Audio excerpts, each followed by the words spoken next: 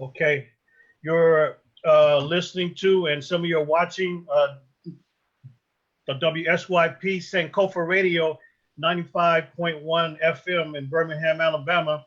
And I'm the professor, and you're listening to Africana Studies with Professor Manu Ampim, coming to you live every Sunday. And today we have the pleasure of having part two with the legendary organizer, Mukasa Dada, aka Willie Ricks, one of the famed field organizers from the Student Nonviolent Coordinating Committee, or SNCC. And many of you were with us last week, and we were discussing Elder Mukasa's work in SNCC in the 60s as a teenager, as he organized in the South, in Georgia, in Mississippi, in Alabama, and became one of the premier activists who really helped to popularize the Black Power slogan. And he's the man that's credited with taking the phrase Black Power for Black People, which was a SNCC calling, to shortening it to be simply Black Power. And last week he was giving us the background of some of his organizing work with Stokely Carmichael, who became Kwame Ture, and many other organizers. So on this program today, we want to really continue with the story of Elder Mukasa and his ongoing work, because he was organizing with SNCC in the 60s, but he actually continued his work in the 70s as well. So welcome, Brother Mukasa. So thank you for joining us again. Thank you. Yes, sir. So we like to talk about, your organizing work in the late 60s, as well as the 70s and beyond, and really talk about your views and your ideas and your continuing work even today with Black Lives Matter movement. And you've been called the Reverend. People called you Reverend Ricks because you were the one that fired people up and got people moving. So you were really one of the most important organizers in the 60s. So we'd like to pick up with your ideas, your stories of that late 60s period, and then what you continue to do, organize for not only Black Power, but also in the interest of Pan-Africanism, because you're one of the leading Pan-African organizers in the early 70s. So thank you very much, Elder. Good. I'm not sure I'm going out on the radio. My phone is not here. Okay. All right. Am I going out on the radio? Yeah. So don't worry. We still got you. Okay. My name is Mukasa Dada. When I was in Uganda in 1973, I spoke at a school, and they asked me my name, and I said, Willie Ricks. They said, no, that's not an African name. And all the kids, and some of the boys jumped up and said, your name is Mukasa. And all the kids in the auditorium jumped up and started screaming, Mukasa, Mukasa, Mukasa. And I was Mukasa from that day on. Matter of fact, the President Idi Amin got wind of that and found out that had happened. And he officially gave me the name Mukasa Dada. And that's when me and Stokely Carmichael was in Uganda.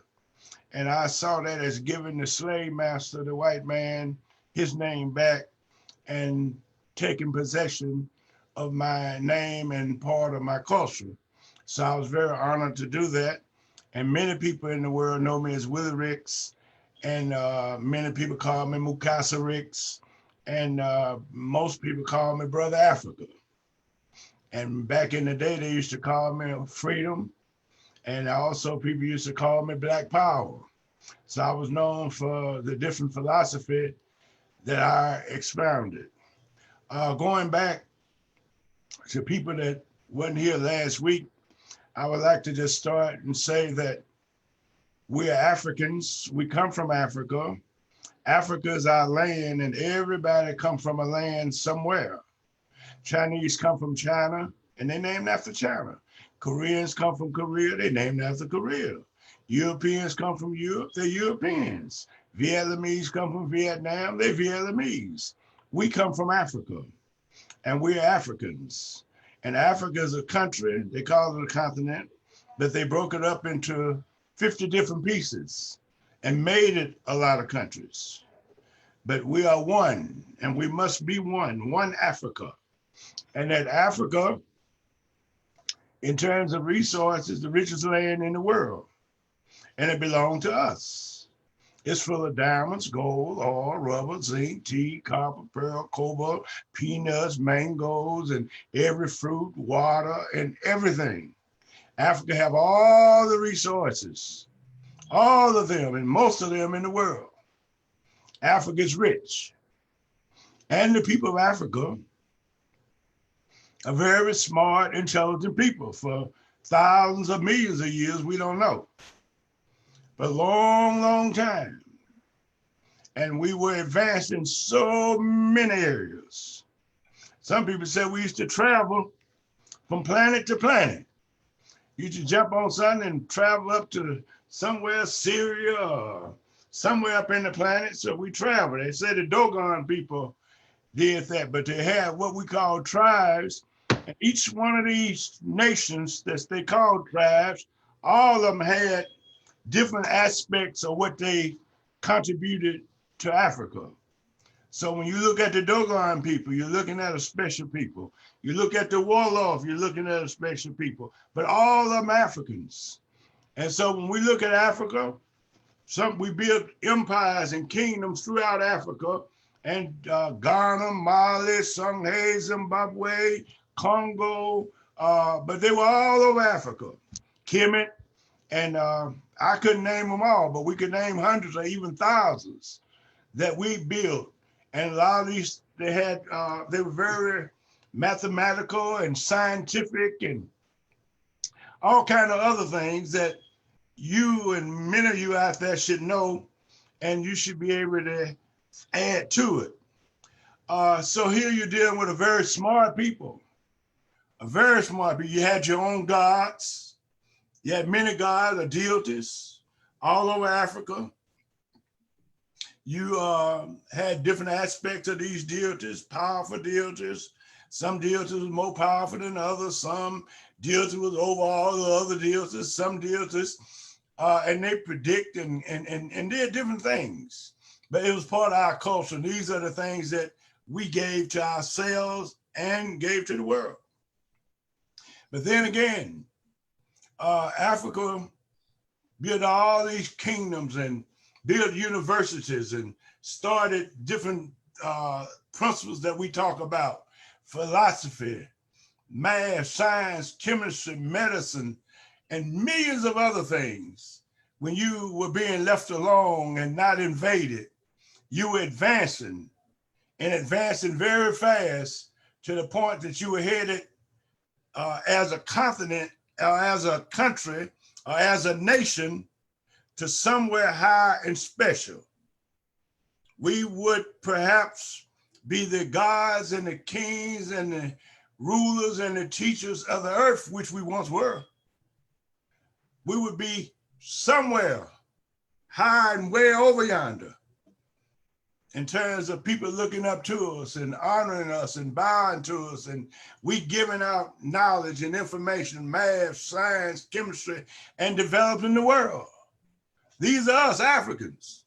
This with this kind of hair and nose and lip. People look like us, but much blacker. And it was us. So we're great people. And these are the things that I used to hang out with Dr. Ben sometime.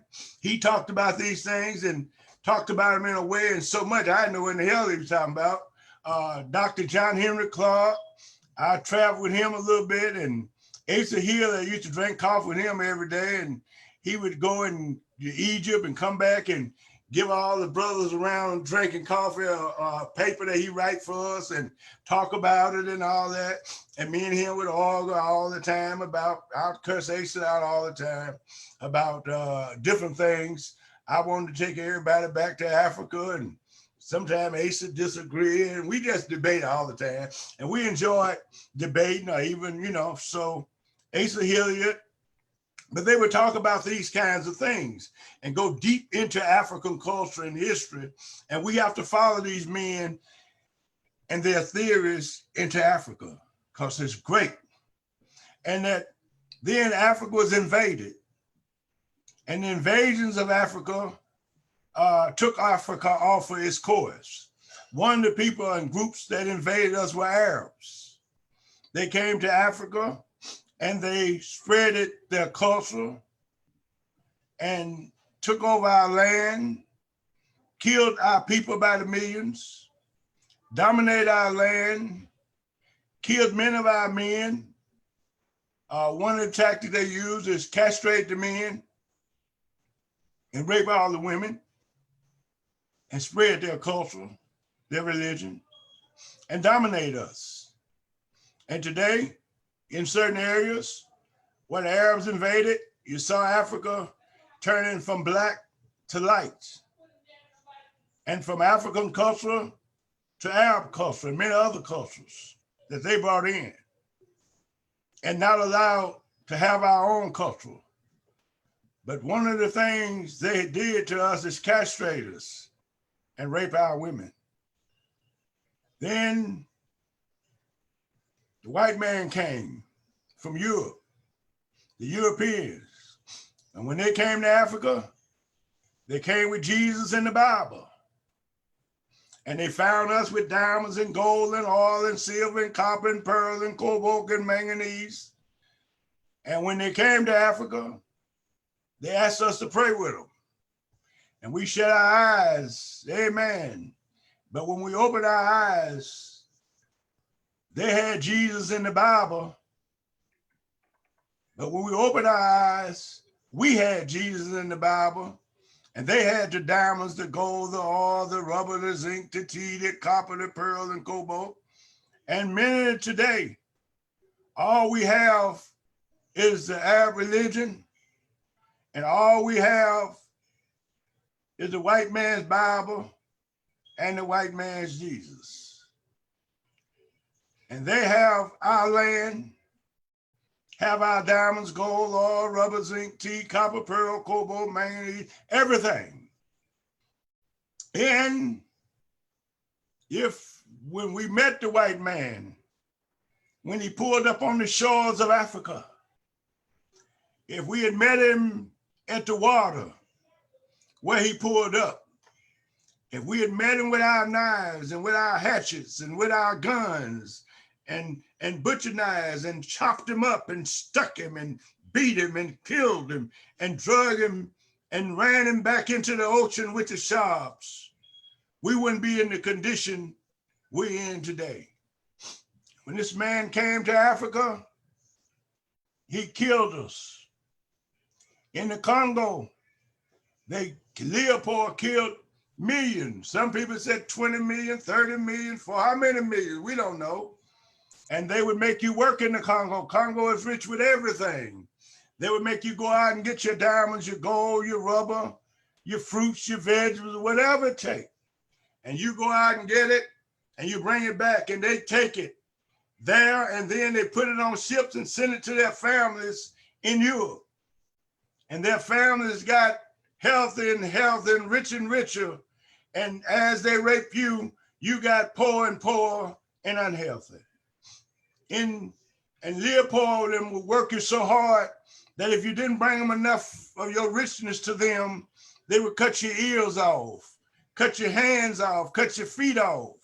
Even in Belgium today, they got museums full of your hands and feet,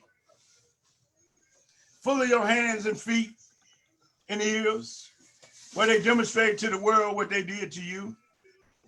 But not only that, they went to Zimbabwe, a great kingdom, a great center for knowledge and development, where the people have lived for thousands of years.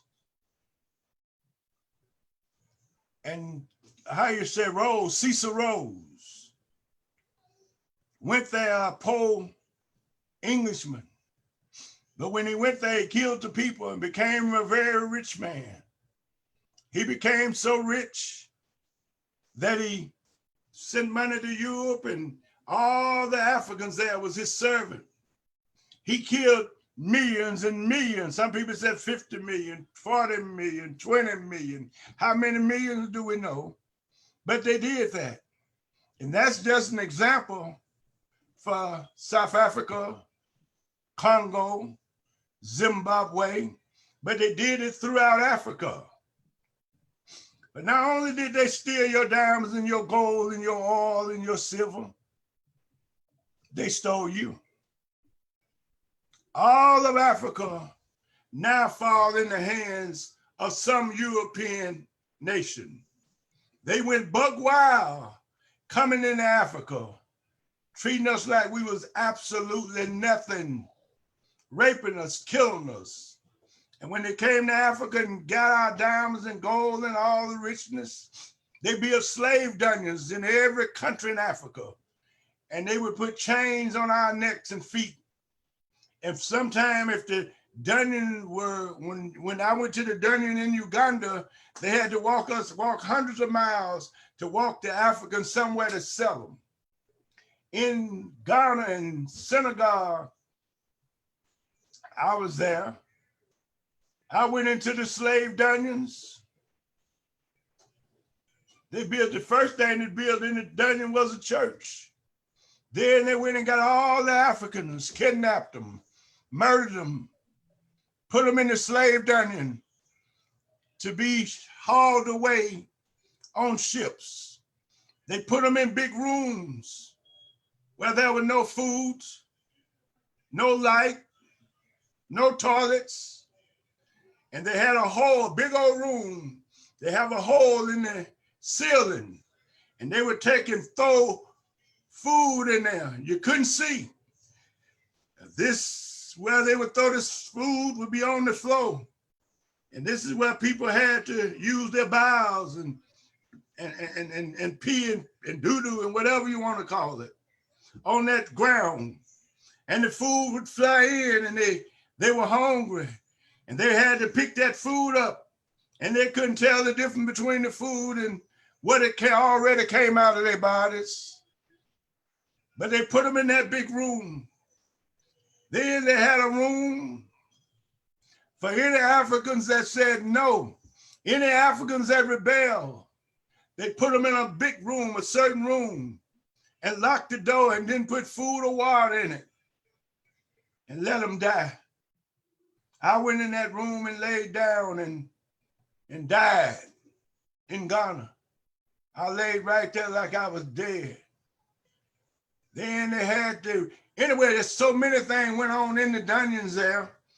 Brother Mukasa, and Brother Mukasa, in response to this criminal attack on Black humanity and African humanity, there was much resistance. So can you tell us about after the SNCC days, after the days of the Student Nonviolent Coordinating Committee, many of you went to Africa, as you mentioned, you changed your name, as many others did, to an African name. But can you tell us about your continuing organizing work against this criminal actions, particularly the organizing of the All African People's Revolutionary Party? Because I know that in Guinea and Ghana, with Sekou Toure and Kwame Nkrumah, these leaders of West African countries, they were able to help guide you all to create an All African People's Revolutionary Party branch right here in the U.S. back in '72. Could you talk about your organizing in response to this criminal activity? Then after this, we want to take questions as well. Okay, and let me just finish that one little, I'll make it quick and get right there. Yes, but sir. They put you in slave dungeons. The door of no return was a door that you go out of and put you in the ship, and you never see Africa again. When they put you on slave ship, the name of one of the slave ships was called Jesus, slave ship Jesus. And when they put you on these slave ships, they scattered you all over the world. Many of you went to South America, Brazil, and whatever. Many of you went to the Caribbean and South Pacific, Europe, and right here in the United States. And everywhere you go, they went to all these different areas and chopped it up in little pieces and gave each area a European name. So they gave all of us new names. We were no longer Mandingos. We've now become Americans, Jamaicans, and all these different names. Even in Africa, they renamed the continent of Africa and all the different countries. like Cameroon, where they saw some shrimps, so they called it Cameroon, means shrimps. So they named it all different names. And then they were able to put us on them slave ships. And on the slave ship, the condition was so bad that many people jumped overboard and died. They threw you overboard. They would try and just murder you. And then at some instance, when they got you over here, they sold you as just like you sell wood or lumber. And whoever bought you, that's whose name you had to have, they gave you. And to put fear in you, they would take Africans and chop them up in little pieces and make everybody eat some of them. So that's how they put the fear in you. They made you hate your hair, your nose, your lips, your skin, and everything about yourself. This is what they have done to destroy your humanity, your culture. This is why so many of your women have walked around with wigs on their hair. They got the most beautiful hair in the world, but the white man made them so shamed they covered up and call it bad hair. Your hair is not bad, your hair is good. And when they scoured you out, they put you on plantations all over the world and made slaves out of you. They made you work 400 years free, and you didn't get nothing for it. They worked you all day, all night for nothing, and you found yourselves in slavery all over the world. Now, the point that you just made, Brother Africa Professor, is that when they came to Africa, we fought them. And there has been millions and millions of battles and fights on the continent of Africa, on the slave ships we fought them, and in all the different areas they carried us as slaves, we fought them. And the Africans, that was the first successful slave rebellion, was in Haiti. They beat this white man named Napoleon, the French general. But that was Toussaint, Dessalines, Bourguiba, those people in Haiti fought a revolution and they won. But when they won their independence, all the white nation got together and beat them back down. And today, Haitian is back being one of the most poorest nations in the world. Now, to come up, after they scoured us all over the world, there was slave rebellions and what have you, Nat Turner and many other people all over the world. In every area we were fighting to get out of that situation. In 1900, Dr. Du Bois and many other leaders came together and said, we need to start talking about a philosophy called Pan-Africanism. We need to talk about how we can get back to Africa, how we can unite Africa, and how we can stop the colonialism from raping and enslaving Africans and change the Africans' condition. Now you got Pan-Africanism. In 1917, Marcus Garvey came and said he was going to get all the Black people together all over the world and take us back to Africa. He built the biggest movement. Now you had Marcus Garvey and many of Sylvester Williams and many, many other people, but they were talking about Pan-Africanism. In 1945, all the Africans got together and talked about Pan-Africanism and going to unite Africa. In 1955, Rosa Parks, slave in Alabama, sit down on the bus and say, hell no, we ain't going to the back door. We ain't saying yes, sir, to white people. We ain't scratching what we don't enter. We ain't looking down when we talk to you. And when she sit on the bus, she forced Martin Luther King and all of his comrades to stand up. And they gave birth to the Montgomery Improvement Association. In 1957, Kwame Nkrumah in Ghana came together with Africans in Ghana and they organized the Convention of People's Party, and all the Black folks got together and they ran the British out.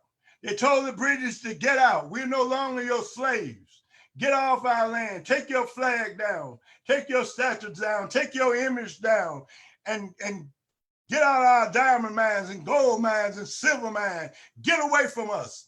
And they took Ghana back. And then Kwame Nkrumah said, we're going to help take back all of Africa.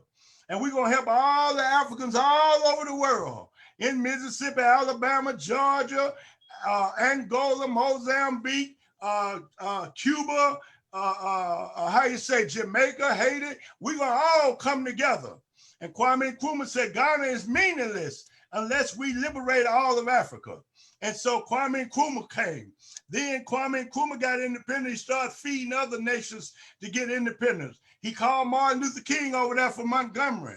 And all the freedom fighters got together and talked about how we could unite and form a worldwide movement.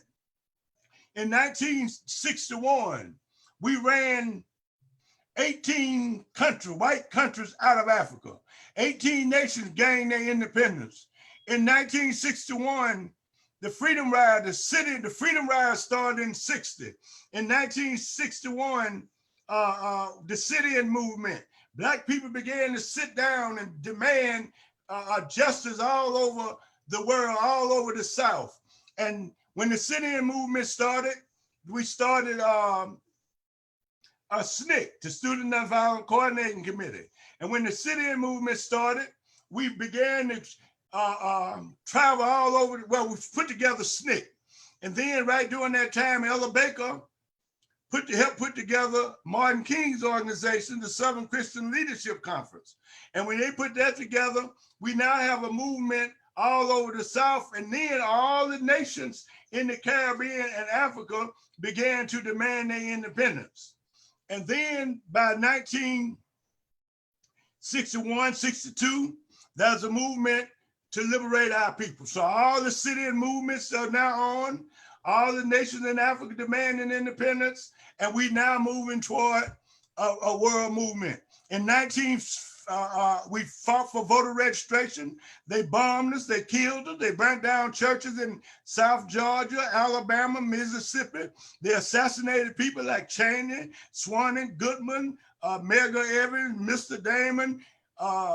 They burnt down over 70 churches in 64. They burnt down churches in South Georgia, and they beat people. So, and they blew up churches like in Birmingham for us going in the front doors and not saying yes, sir, drinking out of white water fountain and all that. So we faced all of that. So now we find ourselves demanding equality, which we never got, and demanding the right to vote. And we demand the right to vote. The Democrats and Republicans, they threw bombs, guns, and everything at us and killed many people. So now you got a world movement. In 1965, after they beat John Lewis and them and beat me and another group in Montgomery and killed Cheney, Swanton, Goodman, that was voters registration, voters rights movement. And then when we got to let us vote, they put neo-colonial and weak people in office, and they never did a damn thing for us. We started the Black Panther Party in 1965, picked up guns, said we want our freedom. And so from the Black Panther Party, the other Black Panthers Party started. And then from that, we spoke out against the war in Vietnam. In 65, John Lewis and SNCC people went to the United Nations and beat the South African embassy, white people's ass in the embassy in the United Nations. And now we link our movement with the African movement. We linked up with the Mau Mau, Odinga Oginga, and the Mau Mau's in Kenya, who's supposed to be cutting the white man's head off. So now we got another perspective. We sent a group of people, Fannie Lou Hamer and John Lewis and some more people to Guinea to talk to Sekou Touré about the movement. We linked our movement to Africa. And then by 1965, 66, we called for Black Power. We went through Mississippi and we started talking to the Pelzers, and we started talking about we need Black Power. We had power, we could solve our problem. If we had a problem, we could take our land. If we had a problem, we could have an economic system. If we had power, we could solve our own problems. We need Black Power. And then we called for Black Power. The Black people took Black Power and started saying Black is beautiful, our hair, our nose, our lips, our skin. But not only Black is beautiful, we want justice. And that's when they started burning down all the cities in the United States, and it scared everybody to death. But when it scared all the Uncle Tom to death, only somebody that would speak up for them was SNCC. And SNCC became a target of the FBI, the police departments all over the world. But we had spokesmen like Kwame Ture, Stokely Carmichael, H. Rap Brown, Jim Foreman, and whatever. We helped put the Panthers on the street and helped train them, help them get guns or whatever they need, office space, gave them philosophy, sent them to Cuba where they could learn about Castro. We helped them go to different parts of the world.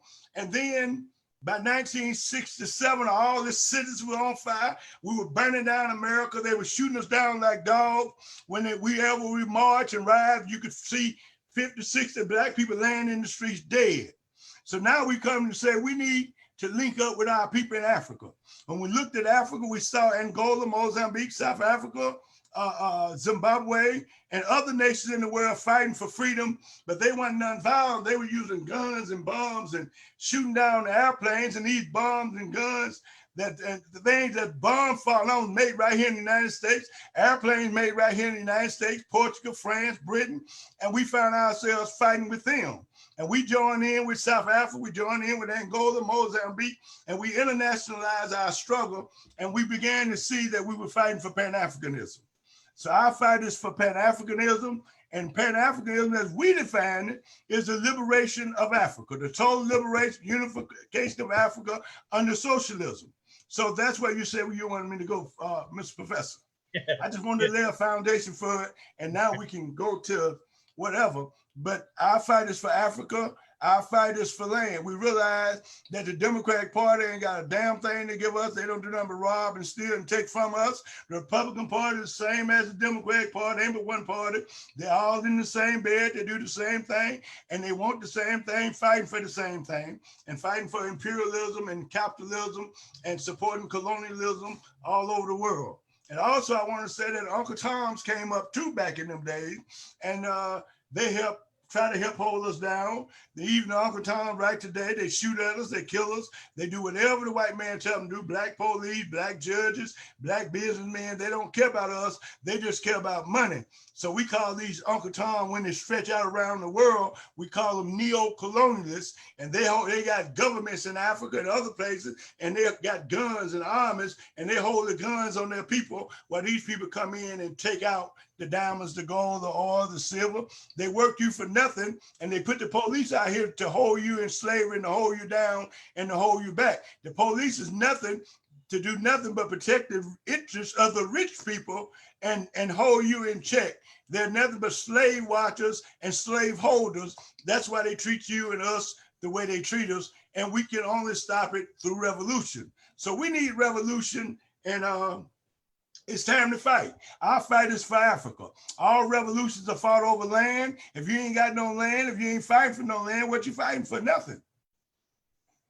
And we ain't looking for no good white man. Or woman. Yes, sir. We love it. So now, so Brother Mukasa, Elder Mukasa would like to also take questions. So if you have questions, you can put those in the, you can write those in the chat. And if you're listening on WSYP Radio 95.1 FM in Birmingham, you can call in and give a live question at 205-730-1400. That's 205-730-1400 for anyone listening through the radio. So Elder Mukasa is talking about the fact that as young students organizing in the South against racism and white supremacy, they begin to internationalize their work and their struggle by embracing Africa. So the struggle in the U.S. was linked to the larger Pan-African movement as the African continent was becoming liberated from Western colonialism and criminality. And so it was a lot of organizing internationally, and they organized also the All-African People's Revolutionary Party as well. And Elder Mukasa, as people get ready to send in questions, maybe you can address, because we will have questions coming in, maybe you can address your views of the Black Lives Movement, or BLM. But for many of us, and I know for veteran warriors like yourself that's been in the trenches for more than 60 years, I mean, BLM would be the Black Liberation Movement, but people have a different take on that today, or BLA would be the Black Liberation Army. So those have kind of changed. I think we have, let's see, we have two callers. So caller, you're on the air now. Tell us your name, where you're calling from, please. All right, my name is Kata Sunday. I'm calling from Jersey. Okay, and what's your question, please, brother? Well, first, I just want to thank Baba Mukasa. He was one of my teachers and one of my inspirations when I was at Morehouse College in Atlanta, Georgia. Uhuru. One that helped spark my consciousness. So I want to thank him for all of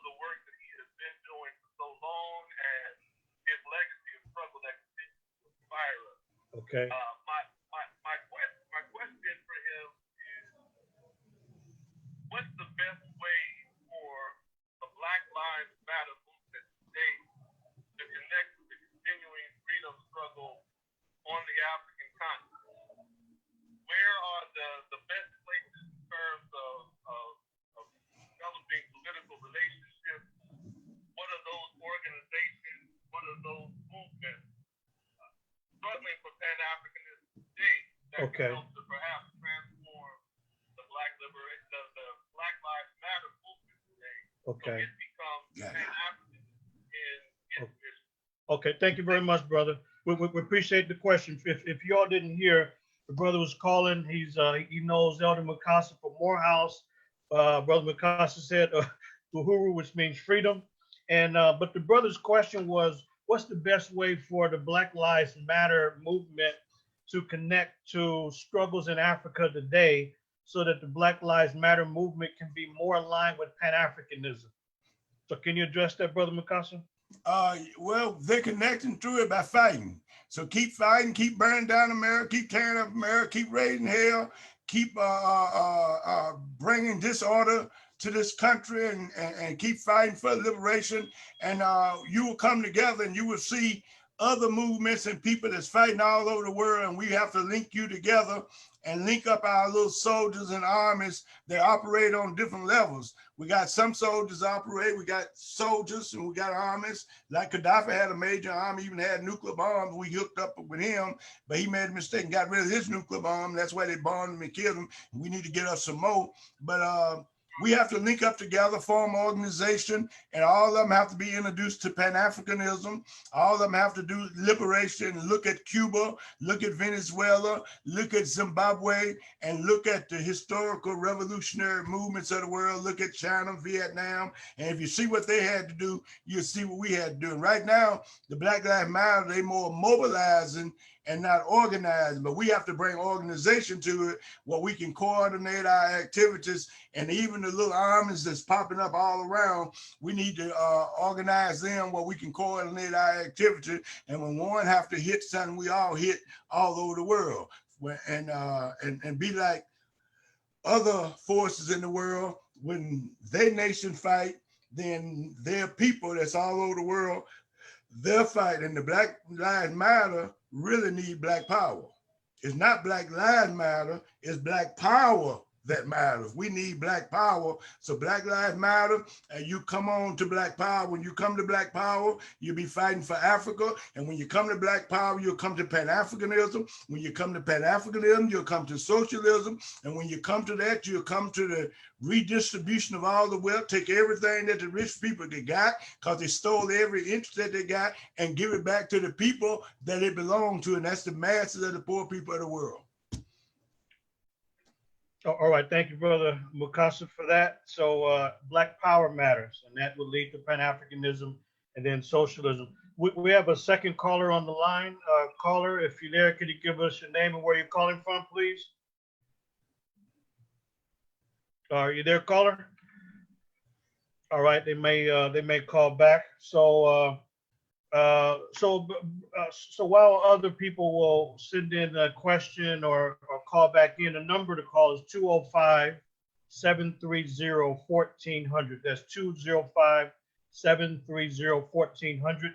When you listen to Africana Studies with Professor Manu Ampim, our guest today is the legend Mukasa Dada, aka Willie Ricks, one of the premier organizers for the Student Nonviolent Coordinating Committee, who became an international organizer as well to fight against colonialism in Africa. Elder Mukasa, could you also talk about more recently, there are people that know you from your ongoing work in Atlanta. There was a sister that emailed the other day, says she remembers you from Spelman, and the brother that just called mentions you from Morehouse. But I know that you had some challenges with this historically Black college, Morehouse, that you've had your share of being beaten and shot, and in the days of SNCC, but you've also had some problems at Morehouse. Can you also actually we have a so Elder, I want you to address that, but I think we have We have a caller on the line now. The caller, if you can give us your name and where you're calling from. How you doing? Oh, okay. That you have met you a couple of times. Okay. I'm Brother Terrell, Oakland, California. Yes. I have a question for good brother Costa. It's an honor to speak with you Yes, or sir. to you. But my question is, for people who are trying to help the Black community and restore our culture and our excellence, how important do you feel is it for us to at least visit a few countries in Africa and gain some personal knowledge from Africa? Thank you. Okay, Brother Jarrell from Oakland, thank you for that question. His question was, how important is it to visit Africa and gain experience in Africa in order to help the people? So his question is, how important is it to have firsthand experience in Africa itself? Well, it's always good to go home to Africa. It's your home. So it's always good to go see your mother and get juvenilized, whatever the word I'm looking for. And at the same time, when I was in Uganda, when me and Stokely sit down with Idi Amin Dada, who was a great president in Africa, who organized, and when he became the president, he took his guns and turned them on all the white people, put them out the country, took everything they had. And Idi Amin was a strong leader in Africa. And Idi Amin told me and Stokely, he said that come home, get your politics, get your philosophy, and go back abroad. And so it's always good to go home and get that African energy, and then you can go abroad and have the experience. But all of us should definitely go to Africa.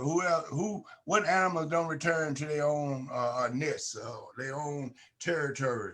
And we the only one that's been divided from our territory, don't know nothing about it, and kept from it. And that's why we got to return to Africa, and we need to do it as soon as possible. And that'll be good, and that'll be good for you individually, and it's good for our people to see their motherland, and you'll see exactly what that white man has stole from you. You'll see exactly where you got to kill them to get them out, because they won't leave. They don't want to leave all that good stuff. Excellent. So Brother Mukasa, could you talk about your experience at Morehouse and Oh, yeah. how you had some challenges at Morehouse as you've been trying to continuously organize in students on campus? No problem. I had many challenges at Morehouse, and 99% of them was very positive. I went to Morehouse one day years ago, and this was probably back in 70 something. And I walked on the campus. I used to go there with Julian Bond years ago, but then I went back when we began to push the concept of Africa. I went on the campus and stood in the cafeteria and said, "Hey, y'all."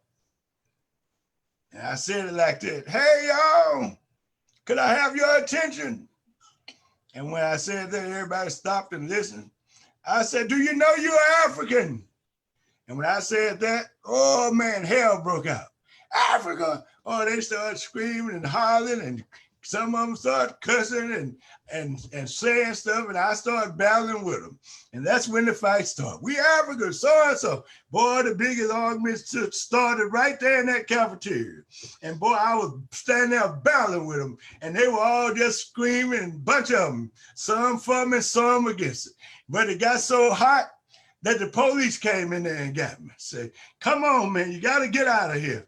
Took me to the police station and said, they just told me what went on in the cafeteria, the police chief, and said, you were in there talking about Africa and the movement and whatever. He said, "I want to tell you something. You absolutely right." And he said, "My mama was with Rosa Parks in Montgomery, and what you said ain't nothing wrong with it. And I want you to know I'm the police chief, and ain't nobody on Morehouse campus gonna mess with you. You ain't gotta worry about that. Now, I want you to do one thing. Go on back out there on Morehouse campus and do your work." And I went through that cafeteria every day. I went through every classroom, knocked on every dorm door, and the first thing I asked, "You know you're African," until them brothers on Morehouse campus, they accepted Africa so strongly. And I walk in the cafeteria, and all I would say, "Uhuru" at that time, "Uhuru," and the whole cafeteria, "Uhuru." I mean, the whole cafeteria. And then I would walk on the campus, at like 12 o'clock at night or 10 o'clock at night or in the morning. And all I had to do is just when I walked through the gates, scream, "Uhuru!" All the whole cafeteria, the whole dormitory, people started hanging out the windows, "Uhuru, Uhuru." And I went through the cafeteria, arguing and Spelman, and I would go from building to building looking for a class that the teacher went in there and run in there and tell everybody they were African, room to room. I would do it at Spelman, Clark, and talk about Africa. We were arguing, debating Africa. And when I started going on the campus, they weren't talking about Africa at all, didn't have no African books. And the kids didn't even know they were African. They didn't know the word diaspora mean and all those kind of things. But I've just challenged them with Africa every day until Africa became a very respectful word on the campus, and the students became very respectful. I became very strong. And that, to make a long story short about that, when Rodney King thing took place, students decided to go downtown and march for Rodney King. And they called the Maynard Jackson, the mayor, and they called different people to come speak. And I got there, they hadn't called me to speak, but I got there and they said, "Mukasa." And I got up there and I spoke. And after I spoke, they said, "Mukasa, you spoke good. We don't need no damn mayor. Let's go." And we went downtown. The first stop we did was stopped at the police little headquarters that was near the campus. They looted that and went in there and beat the police up, took all their gear, and then stopped at the liquor store, went in there and looted that, and got them a few bottles here and there. And then we went down to the federal building, stopped at the federal building, threw bricks and bottles at the FBI and in the federal building, and had them police, FBI running for their life and grabbing their heads. And then went down to the governor's office, the whatever you call it, and we turned the governor's car over, set it on fire. The senators were walking out, crossing over to the Senate. We threw bricks at them and fought them. And so the fight was on. And that what happened is that because the students rebelled over that, the city of Atlanta, Maynard Jackson, and his police chief, they came down and they dropped bombs on Morehouse campus, and thousands, and Spelman, and all that tear gas got threw off the dormitory and kids had to come out. So 10,000 children came out and fought. And I was out there fighting with them. And then all the Uncle Toms ran out there. Andrew Young, James, Joe Lyrie, and all this SCLC and the regular politicians ran out there to the students with a microphone saying, "Don't y'all fight. This is wrong. Throwing bricks and balls is wrong." And the students said, "Get the hell out of here with that Uncle Tom stuff." They read up there and grabbed the mic out of Lyrie's hand, and Joe Lyrie and all of them ran through the crowds of the students. The students ran through the, "Get the hell out of here." And they grabbed me and put me on their shoulder, and all the students at Morehouse and Spelman, thousands of them screaming, "Mukasa, Uhuru, Uhuru." So we fought many battles, but they saw how strong and respectful I was. And just to add to it, the next day, John Lewis, Andrew Young, and all the politicians in Atlanta, Mayor Jackson, Maynard, all of them had a meeting in Pascas. And the meeting, I just thought, I'm gonna go to Pascas and see what they're doing. I knew something was happening. And I got to Pascas, excuse me.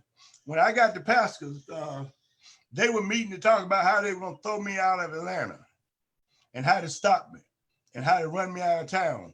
So they all met and said that they were gonna boycott me from Morehouse and try to stop me from doing whatever I was doing. And so I had to curse John Lewis and Andrew Young out at the meeting and call them Uncle Toms and whatever, and neo-colonialist puppets of the imperialists, but I did that. So I have excuse me. So they put the word out to stop Mukasa. So when I went back to the campus, they barred me off the campus. And when the police see me, they run up there with guns. How much you got to get off the campus and all that. You're a bad influence on the student and all that. So one time, about 4 or 5 years later, I went on the campus. The police saw me. They beat me up. A teacher invited me to speak. They beat me up, broke my arm, and put me in jail. But it wasn't the Morehouse school itself. It was the Uncle Toms at Morehouse that was scared of me and didn't want the truth to come out. But I want to say that I went to many schools, been thrown off many campuses around the country, black schools, all been in state. Police escorted me off of there. When I was up at Lane College up in Jackson, Tennessee, they called the police on me there, and 2 white police escorted me to the bus station and put me on the bus and told me I had to leave the town. When I was at Alabama State, when Martin Luther King and all of us was up there, I went in there and took over Alabama State, stood on the table in the cafeteria, made a speech about Black unity and civil rights, and all the students in the cafeteria marched out with me, and we started marching and picketing George Wallace and the Capitol in Alabama State, because Martin King was in Selma. We was attacking Alabama State, went down there and took over Martin King's church, Dexter Avenue Baptist Church, and used that as a staging ground because it ain't but a block from the Capitol. And we used that as a staging ground to demonstrate. And the Uncle Toms, they cut the lights off, they cut the water off, trying to get us out. But we brought in students from Tuskegee, and we used that as a staging ground to fight. And they ran horses over, they beat us up and did a lot of other things, but the movement continued. And so I've been kicked off a lot of camp. When I was at Alabama State, I was out there talking. I used to be all over the school talking, and kids would gather around and talk. And one day I was out there and kids were demonstrating out there on the campus. The police came up there and started shooting. And when they started shooting on the campus, I confronted them, but they grabbed me and put me in jail. And I was in Kirby Prison in Montgomery for protesting and demonstrating on Alabama State's campus. So I was the president of Alabama State for about 2 weeks until the police came up there and took it back. And they know, and the little brother know, I was definitely president of Spelman and Morehouse and the AU Center when I was on that center, because I was giving them so much information and organizing so hard. I had more respect, and I taught harder than all the teachers put together. So we got to go when we want to take over Africa, we want to teach, we got to go take over these schools, take over these elementary schools, take over these high schools, and go in there and teach them what we want them to know, and stop letting them learn that colonial white man bull, because it ain't about nothing. I not only took over colleges, I've gone and helped take over high school, junior high school, elementary school. I took over churches, went in there and took the church from the preacher, had everybody talking about Black power and Black unity and coming together. We got to be more aggressive. We can't just be reading on history and talk about what somebody did 10 years ago, 100 years ago, 1,000 years ago. We got to talk about what we going to do right now. We got to kick some butt. We got to get some sticks, some bricks, some guns, and liberate Africa, liberate our territory, take our history back, take our culture back, take our land back, take our language back, take our identity back. We got to go to war, because it ain't no accident what they doing to y'all down there in Birmingham and how you say, Bessemer and Tuscaloosa and Greene County and all down through there. I know what they do. I was down through there when the people tried to register right outside of Birmingham down there in Greene County. They put them off the land. Rap Brown was organizing down there. They put them off the land. They had to live in tents. And then they would come down there and shoot in the tents. That's why we got guns and start shooting back. And that this is the kind of treatment that we have had all down through Alabama. They beat people and killed people, beat the hell out the people in Selma, beat the hell out of us in Montgomery, ran horses over, beat the hell out of John in when they marched across the bridge. It ain't nothing new. They bombed us in Birmingham and put bombs in the church and killed them 4 little Black babies in Birmingham in broad daylight. They rounding up your daddies, your uncles, your brothers, putting them in these prisons, which ain't nothing but slavery. And they doing it all over the country, and they doing it all over the world. The behavior of the United States is not just in the United States. It's in the Caribbean. It's in Africa. Look what they did to Muammar Gaddafi. Bombed Libya and killed thousands of people. The richest country in the world, now the poorest country in the world. United States bombed Libya and used that Uncle Tom Obama and Biden and that slut Hillary Clinton, who control Haiti right now, down there killing the Haitian people, got them in slavery, and got troops down there raping the Haitian women every day, and the soldiers are even raping little boys, and ain't nothing done about it, and the whole world know about it. these Clintons and Obama and Biden, they ain't nothing but criminals. The Democrats, the Republicans, they're all part of imperialism, and they got to be stopped. They got to be stopped. Look what they're doing in the Congo, the richest country in the world, full of diamonds and gold and oil and silver and copper and pearl and cobalt and manganese and coltan. All the Congo is rich, but they raping the Congo, taking everything out the Congo, killing the people in the Congo by the thousands, by the millions, killing them every day. Thousands die every day, but yet they come from the richest land in the world. Got your women down there working down in the mines, and the women have to put hundreds of pound rocks on their head and walk up the mountain, out the mines, and get less than a dime or a quarter for doing it. So slavery still exists. In Libya, the United States stole hundreds of billions of dollars from Libya, took it from Gaddafi's government, hundreds of billions, and the people that are hungry and starving right now. They ain't saying nothing about that. Bush know about it, Clinton know about it. They helped do it. Obama know about it. Trump know about it, because they're all in the same bed. All of them, Malcolm said they all canine. All of them work for imperialism. Ain't no such thing as a Democrat or a Republican. You got a cracker government and it's raping, robbing, and murdering around the world. And the only way to stop it, the only way we can begin to talk about solving our problem is Pan-Africanism. Talk about uniting with our brothers in Brazil that they're killing right now. Our brothers down there in the coconut revolution, Bougainville. Google coconut revolution, look at the hell the black folks catching down there in Bougainville. The coconut revolution, read about it. Read about the PAIGC in Guinea-Bissau, how they win election and then they come and bomb them and take the government back.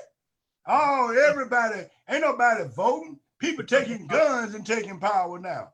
You don't get no power through no voting. Damn some voting. Brother Mukasa, we have another question here. Oh yeah, don't always stop me for the question. Okay, you're listening and watching WSYP Sankofa Radio with 95.1 FM in Birmingham. Black Power, Birmingham. And I'm the professor, and you're listening to Africana Studies with Professor Manu Ampim. And we come to you live every Sunday. And on today's program, we're listening to the elder, the legend, Mukasa Dada, aka Willie Ricks, one of the key organizers for the Student Nonviolent Coordinating Committee, or SNCC. And I argue that SNCC is the single most important student organization in the 20th century. So what he's been addressing is not only the SNCC days, but some people after the voting rights bill in '65, they kind of retired. And when the Black Power movement burst on the scene in June of '66, they kind of retired.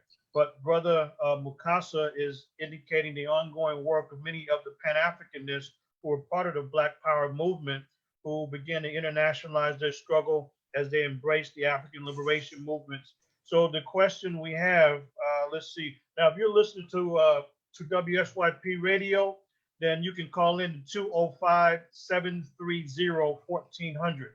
That's 205-730-1400 in the Birmingham area.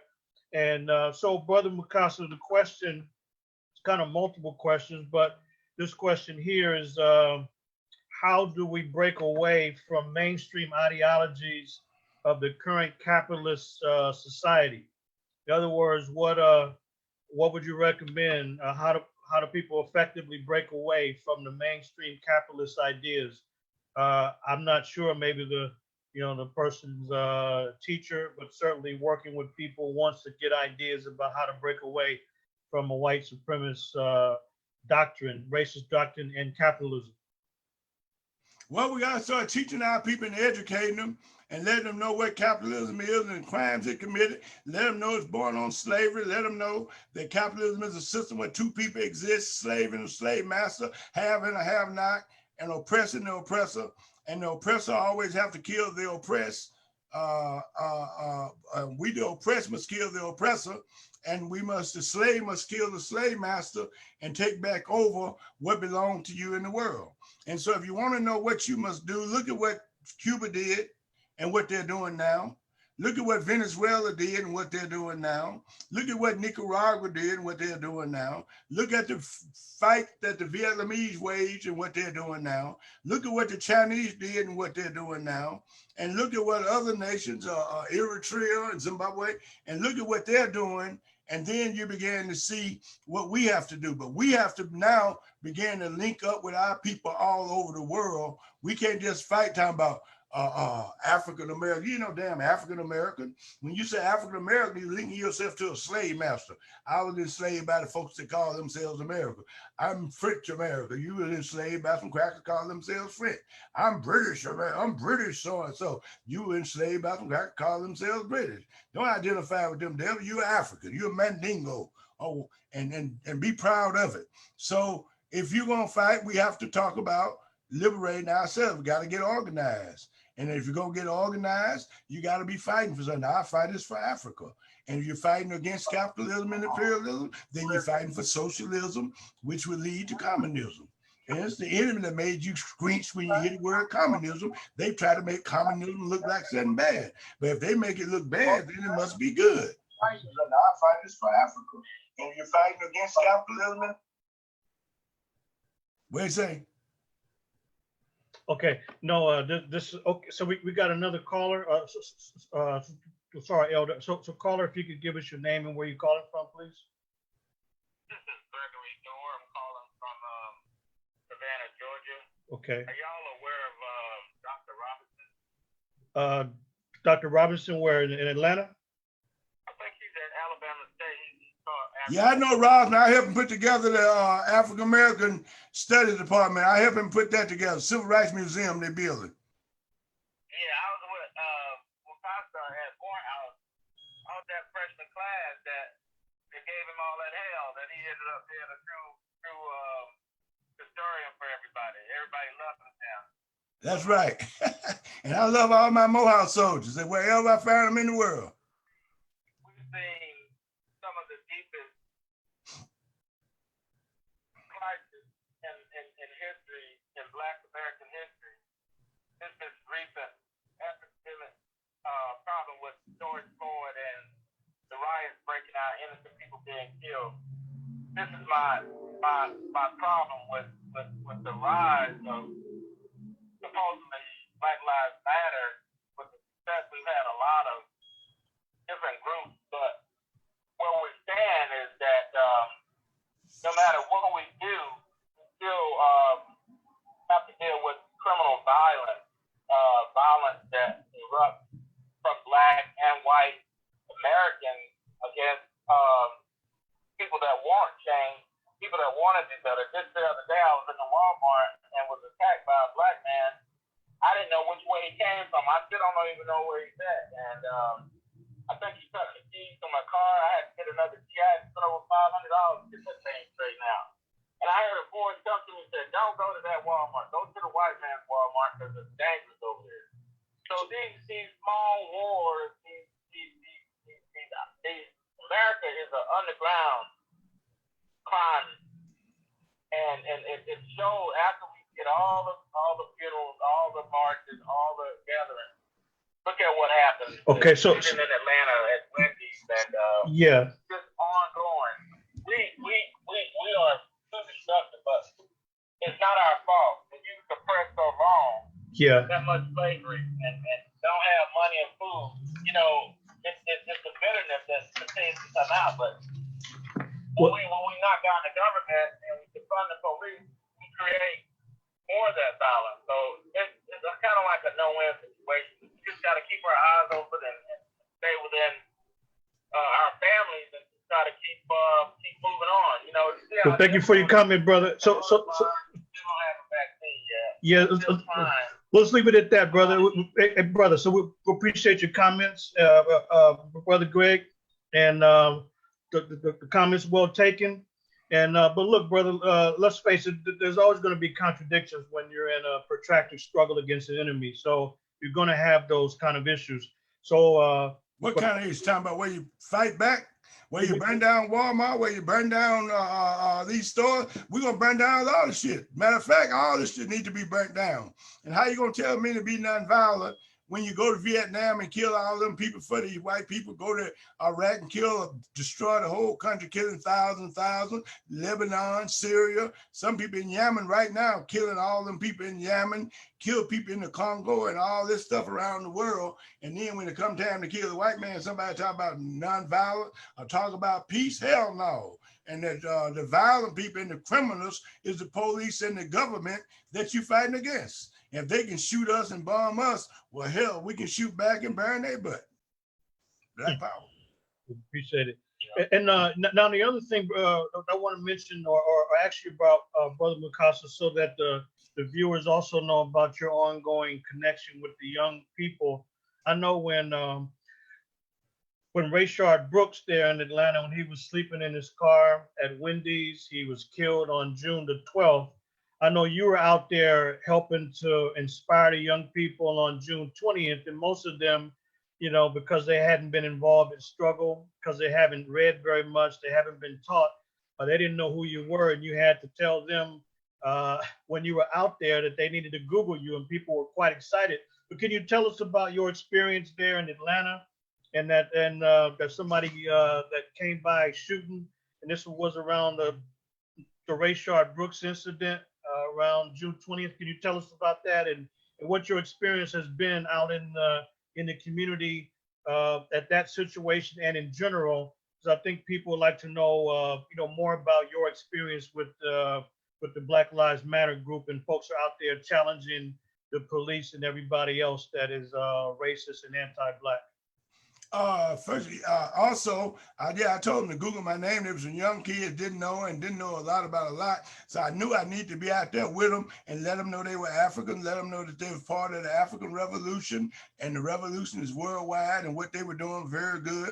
I let them know I was very proud that they burnt that window down, and I hope they burn down a whole lot of other stuff, and I hope they be able to get further downtown and burn some more downtown, and thought they were good.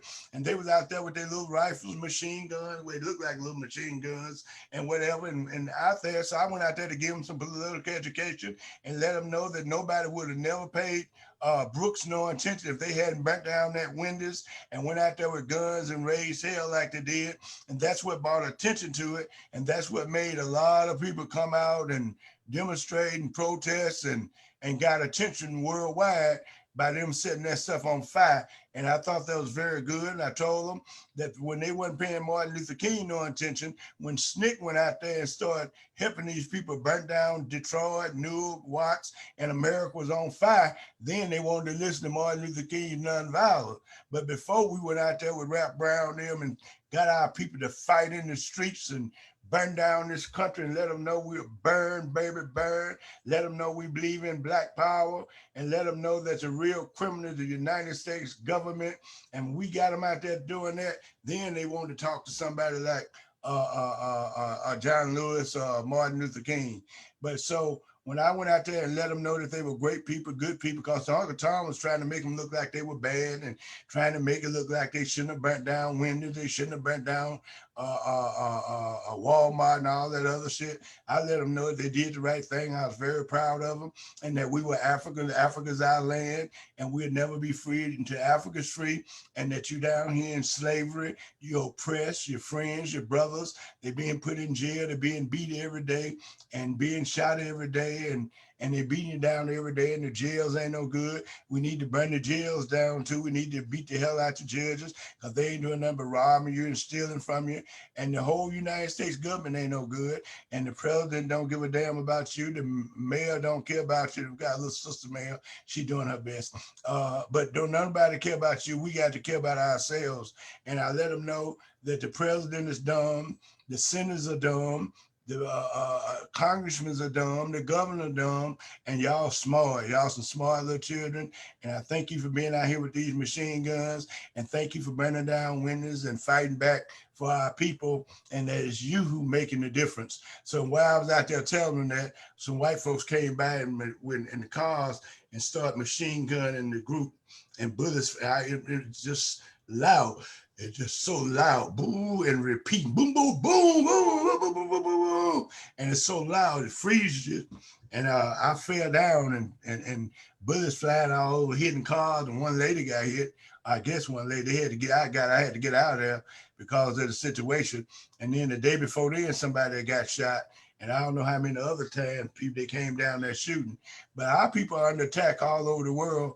And now the police and the FBI, they're going around putting these kids in jail for being out there demonstrating and protests. So we are under attack, not just here in Atlanta or Portland, but we are under attack in the Congo, in South Africa, and all over the world. And these white people can play like they friendly to our movement and all that.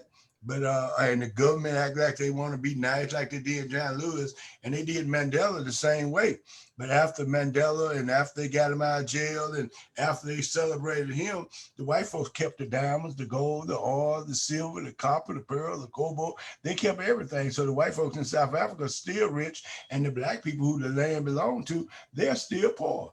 So just because they come and smile and grin, that don't mean a damn thing. Give me back my diamonds and gold and oil and rubber and zinc. That's what in the hell you do. Don't come out here grinning at me, talking about you my friend, and you got my diamonds in your pocket, and you got blood running down your mouth like a bloody-nosed wolf all over the world, talking about you our friend. We need Pan-Africanism. We need Africa. Your fight is for Africa. Don't care where, if you're in jail, your fight is for Africa. If you're sitting up in church, Jesus ain't gonna do it. You already got Africa. Africa gonna do it. Wherever you are, we need Africa. And you need to identify with Africa. Brother Mukasa, some of the organizers from the SNCC days that continued to that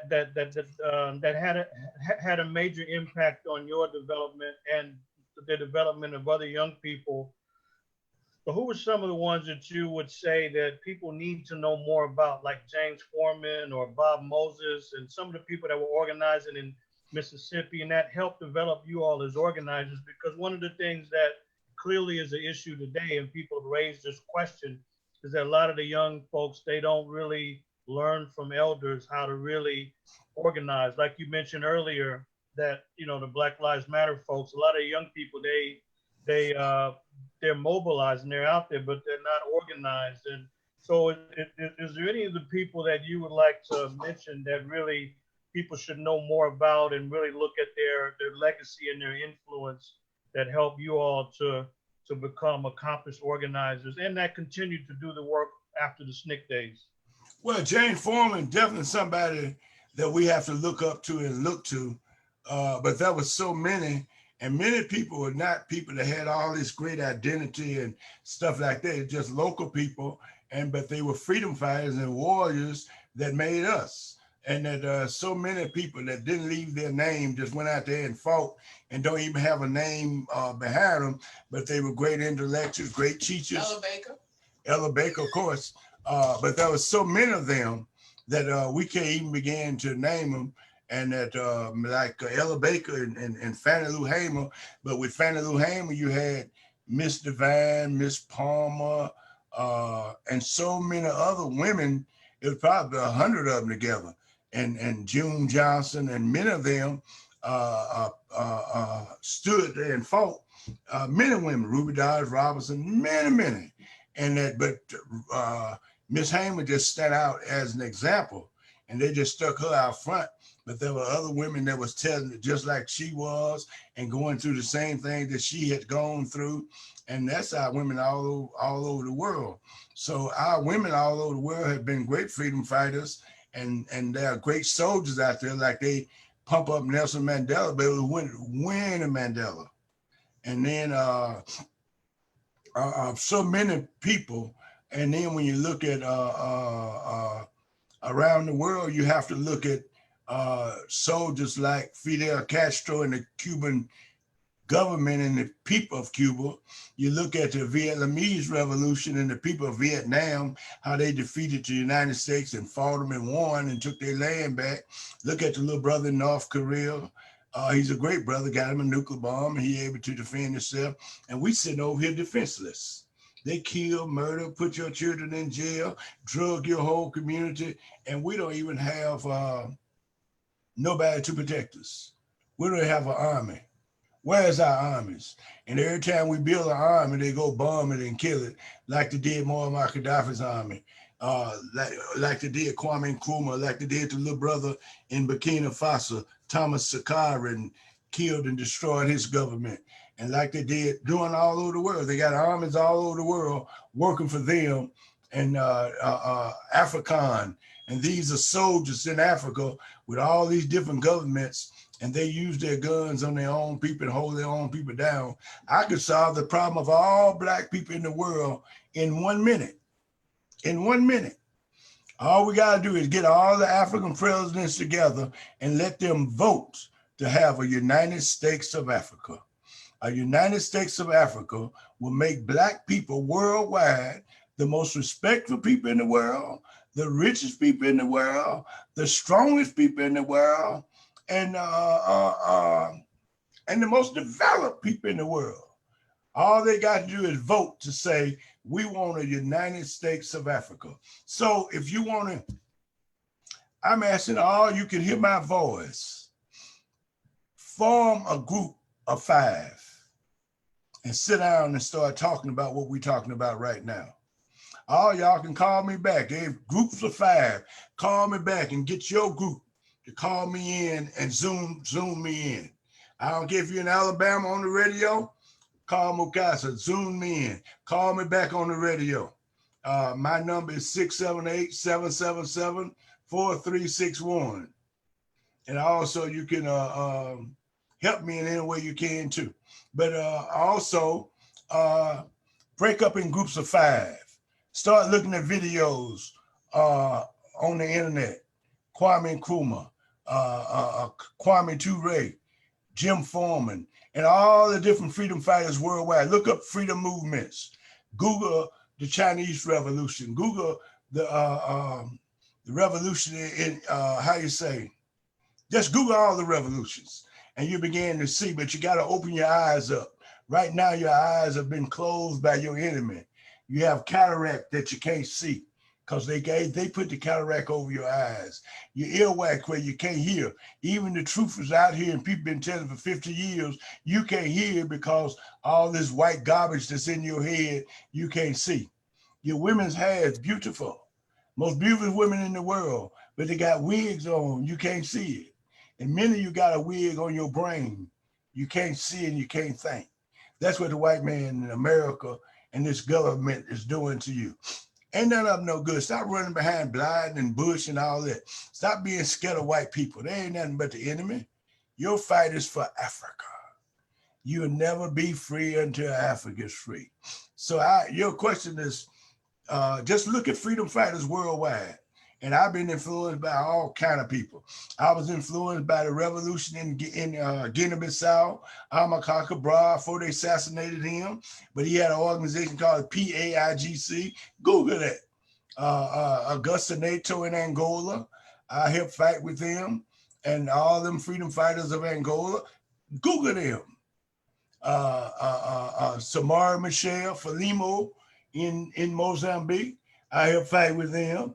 Google them and look up them and see what they're doing. The PAC in South Africa that fought right beside Mandela and the ANC, their leader was Robert Sobukwe. They put him in jail and killed him in jail. They put all them freedom fighters in jail. They used to bury them in the ground up to their neck, and then they would pour syrup on their head and let the ants come and eat them up. And this is what South Africa's done. And the same white folks that did that are the same one grinning, talking about, I'm your friend now. And they still got guns and bombs on you. They still got your land, your diamonds, your gold. And if you ask for your diamonds and gold, they're ready to kill you. They're ready to kill you.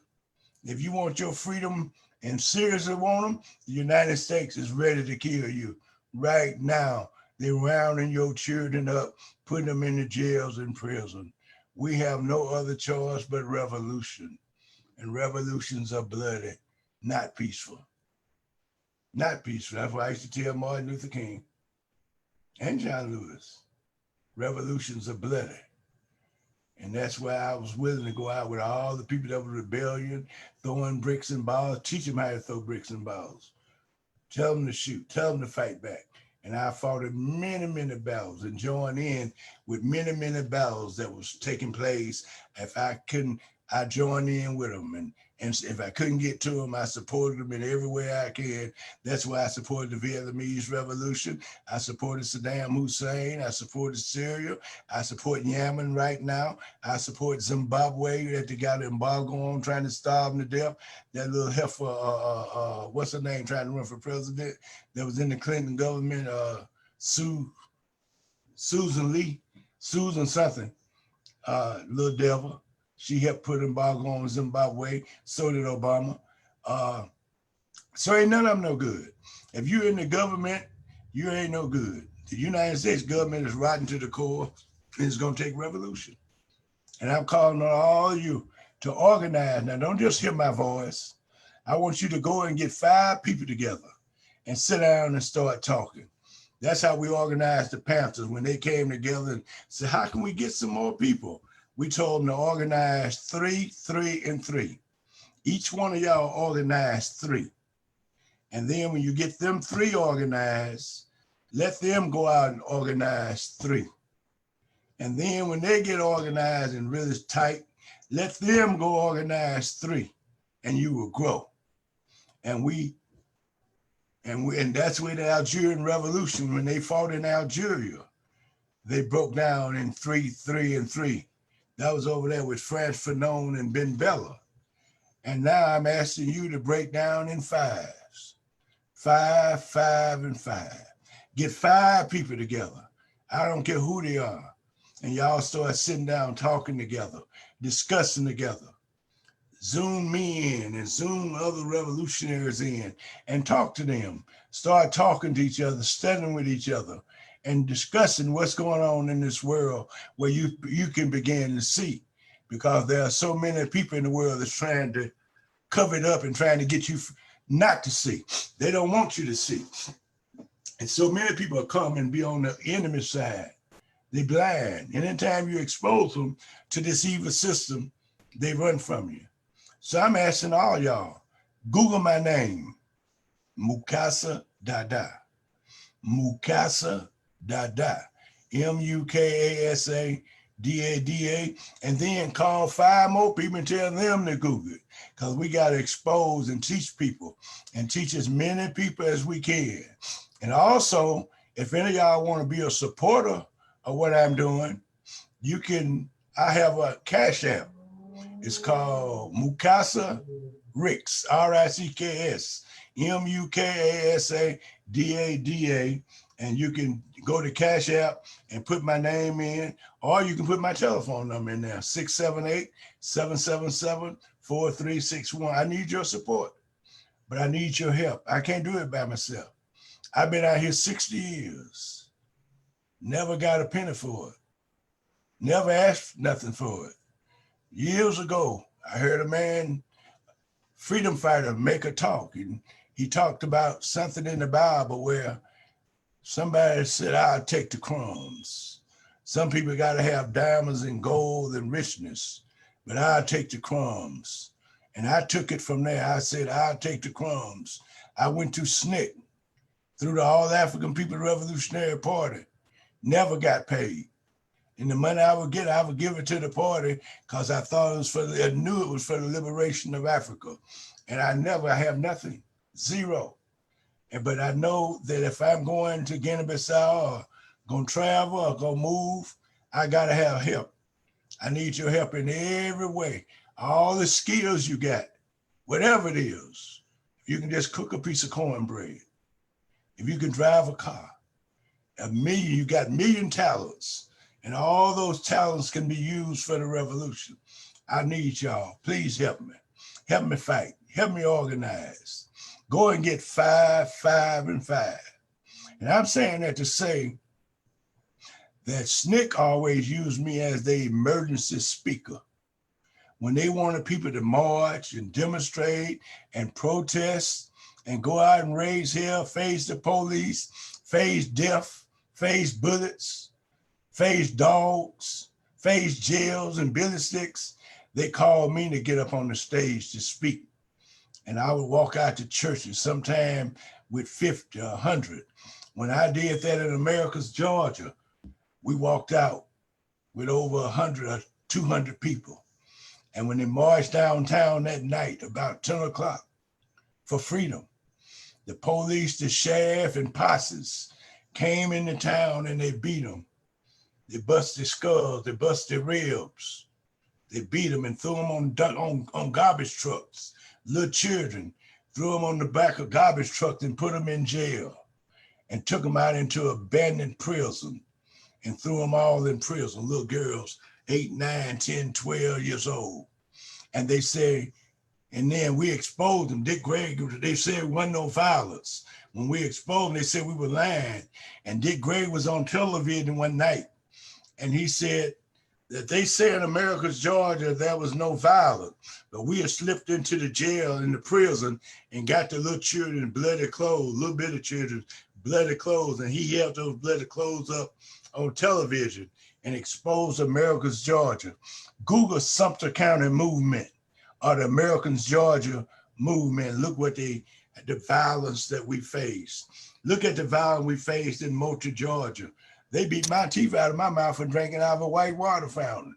And I sat on death row with holes in my head and bruised body where they beat me with the butt of rifles. And Sammy Young Jr., my friend, went into a bathroom that said white only in Tuskegee, Alabama. And when he went into the bathroom and come out, they shot him in the head with a shotgun. Sammy Young Jr. But that was many, not just one, many. I was shot down in 1972 because we said Black doctors should be able to work in these hospitals. Black nurses should be able to be equal to the white nurses in the hospital. And when they did that, the administrator and 4 security guards came out and shot me and in the stomach and shot another brother in his chest, Arthur Langford, and left us for dead. So we in war, and we've been at war, and it's all over the world. Y'all should Google the PAIGC, Google AAPRP, Google the Uhuru movement, UHURU movement, and gather all the information and look at all the revolutions worldwide, and let's see where we are. Let's see where you are. And there are many people out here in this world never did one thing to help the movement. There are many people never raised a finger. There are many people that could have helped Martin Luther King and March Whitman, but they didn't. But when the door opened, they went in it. But there was a few that was willing to go out there and put their life on the line and die. And they died. And glad they gave their life for you. And never was sorry they did it. Today we're calling on you to come to the revolution. Come to Black power. Come to Pan-Africanism. Come to the liberation movements. Open your eyes up and see what's coming at you and your people and what this country's doing, because they're doing it all over the world. Malcolm X said, if you don't know what they're doing in South Africa, you don't know what they're doing in Mississippi. If you don't know what they're doing in the Congo, you don't know what they're doing in Birmingham. If you don't know what they're doing in Eritrea and Yemen, you don't know what they're doing in Chicago, because it's the same forces. The same forces operating worldwide. And if they're killing you in the Congo, they're killing you in Birmingham. They're killing you in Atlanta. They're killing you in LA and all that. You out there in that confusion. But you gotta, if I was you, I wouldn't be a slave any longer. I would step forward to the revolution. Make up your mind now. We need you. We need you so bad. So many of us dying and falling. Brother Mukasa, we thank you. Now we have, we're going to stay live on Facebook, so we're going to continue. But for those of you who are listening on WSYP Sankofa Radio 95.1 FM in Birmingham, you've been listening to Mukasa Dada, or formerly Willie Ricks. He's put out the call. You can support him. You can go to Cash App, put his name in, but put in Mukasa Ricks. Mukasa Ricks, Cash App, and you can support his work. Because as Kwame Ture said, a true revolutionary is on the front lines during the battle, but they're in the back of the line when it comes time for rewards and money and all of this. So he hasn't asked for much of anything at all. He hasn't asked for anything, but he's asking for the community to support his ongoing work. So you can go to Cash App, Mukasa Ricks, or you can put in the phone number 678-777-4361. That's 678-777-4361. So on the radio side, you've been listening to Africana Studies with Professor Manu Ampim, and my guest today has been none other than the legendary Mukasa Dada, formerly Willie Ricks. We're going to be back next week with Africana Studies. So be back right here next week, and we'll continue to deal with our ongoing important legacy. So for those of you on the radio side, we will see you next week. Now, Black Power. You said Black Power. Black Power African, thank you very much. And long live the revolution. Get organized in the Ham and in Alabama and out there in Tuscaloosa, Greene County, and all down through Montgomery. Get organized. We got to fight, and you know we got to fight. You're catching hell in Birmingham, you know it. Ain't nothing changed. Matter of fact, it's worse than it was 50 years ago. Revolution is the only way. I say. Now, for those of you who are still with us, we're going to go a little while longer. Now, he's taking questions. So if you have any questions, you could put those in the chat. We are still on live with Elder Brother Mukasa Dada, and he's been discussing his ongoing work and the legacy of Pan-Africanism, which grew out of the Black Power movement here in the U.S. And just one thing for clarification, some of you who hear him referring to the Black Panther Party, when he's talking about the original Black Panther Party, he's talking about the Lowndes County Freedom Organization in Alabama, because they chose the Black Panther as their symbol. And this is the original Black Panther Party in Alabama that influenced the Black Panther Party for self-defense right here in Oakland, California, that was formed in October of 1966. So he's referring to the original Black Panther Party that he and others helped organize down there in Lowndes County, Alabama, which they call Bloody Lowndes. So it's a lot that folks need to learn, but it's not just learning for the sake of learning, because information without actionalization is useless. The purpose of knowing information is to further the actions that have to be taken, and that's always been the revolutionary principle. So if you have any further questions, then you could put those in the chat. And Brother Mukasa, what would you say is possibly the greatest legacy for of SNCC? I mean, you mentioned Fannie Lou Hamer of the Mississippi Freedom Democratic Party and the Lowndes County Freedom Organization. So there's organizations that came out of Mississippi and Alabama, with the local people being at the forefront of this organizing. But what would you say, as you look now 60 years later, more than half a century later, as the great legacy of SNCC?